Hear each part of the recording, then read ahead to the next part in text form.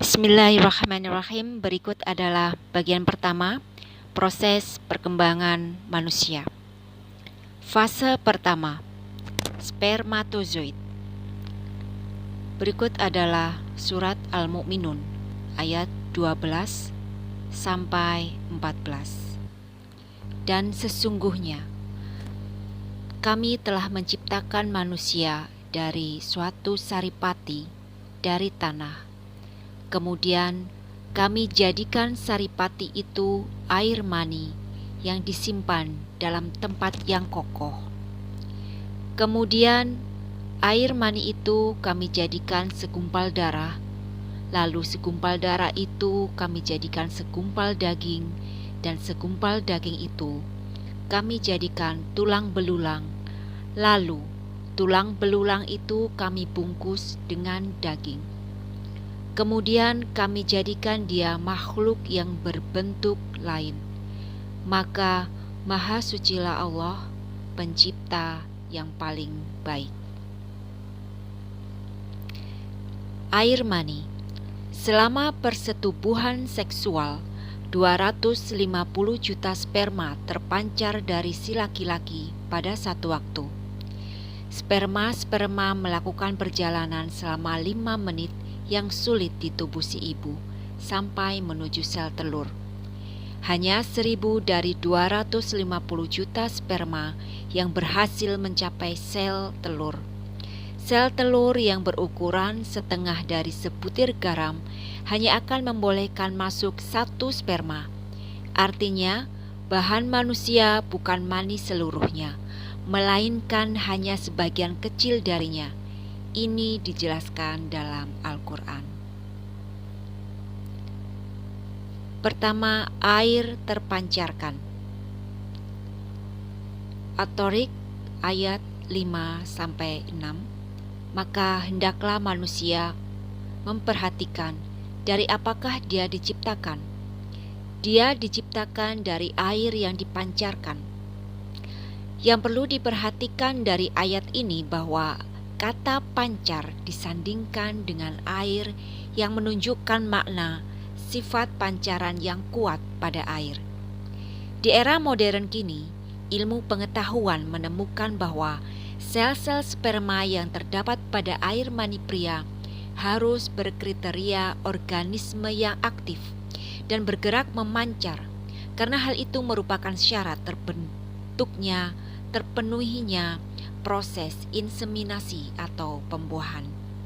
Juga ilmu pengetahuan berkesimpulan bahwa air mani perempuan yang mengandung ovum atau sel telur bergerak memancar sewaktu keluar menuju saluran rahim atau tuba falopi.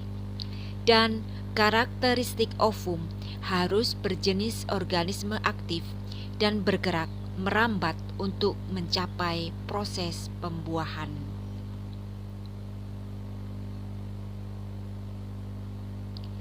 Lafaz sulalah atau saripati dalam bahasa Arab digunakan dalam berbagai makna. Di antaranya, sesuatu yang tercabut atau terlepas secara perlahan-lahan. Yang kedua adalah ikan panjang. Kemudian dia menjadikan keturunannya dari saripati air yang hina. As-Sajdah ayat 8. Kata Arab sulala yang diterjemahkan sebagai sari berarti bagian yang mendasar atau terbaik dari sesuatu. Dengan kata lain, ini berarti bagian dari suatu kesatuan. Ini menunjukkan bahwa Al-Quran merupakan firman dari yang berkehendak yang mengetahui penciptaan manusia hingga serinci-rincinya. Yang berkehendak ialah pencipta manusia.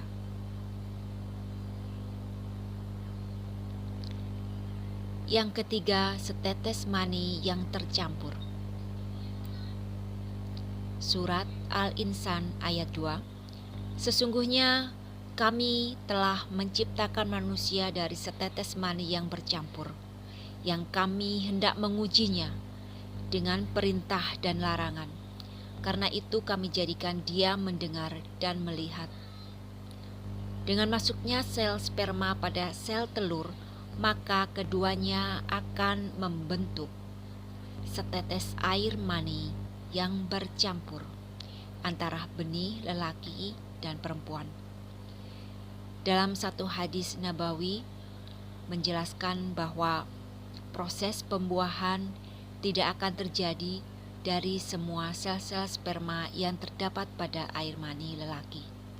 Rasulullah bersabda, "Tidaklah dari setiap air akan menjadi anak." Hadis riwayat Muslim.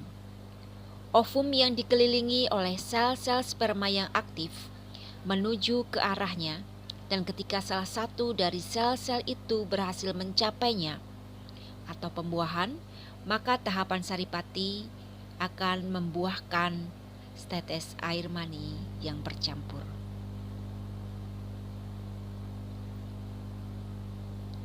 Penentuan jenis kelamin bayi. Sampai belum lama ini diperkirakan bahwa jenis kelamin bayi ditentukan oleh gen-gen laki-laki dan perempuan bersamaan. Ilmu genetika dan mikrobiologi yang kian maju pada abad ke-20 membuktikan bahwa si perempuan tidak berperan dalam proses ini. 2 dari 46 kromosom yang menentukan struktur manusia merupakan kromosom jenis kelamin. Kromosom-kromosom ini disebut XY pada pria dan XX pada wanita, karena bentuk kromosomnya menggambarkan huruf-huruf ini.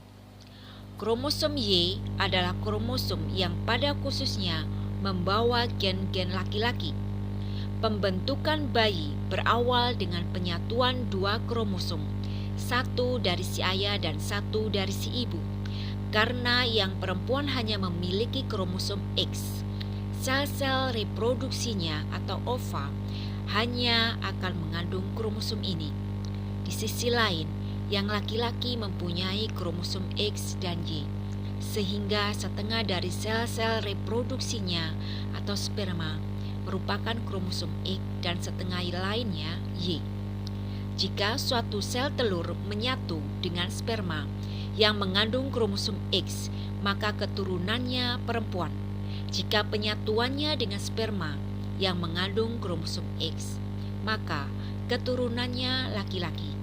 Dengan kata lain, jenis kelamin bayi ditentukan oleh yang mempunyai kromosom X dan Y, yaitu si laki-laki yang menyatu dengan kromosom X dari perempuan. Al-Quran mengungkapkan informasi yang menyatakan bahwa kepriaan atau kewanitaan itu tercipta dari air mani. Dengan kata lain, sumber jenis kelamin itu bukan perempuan, melainkan laki-laki. Surat An-Najm ayat 45-46 menjelaskan, "Dia yang menciptakan berpasangan, jantan dan betina, dari benih kala ditempatkan." Demikian penjelasan dari bagian pertama, proses perkembangan manusia. Wassalamualaikum warahmatullahi wabarakatuh.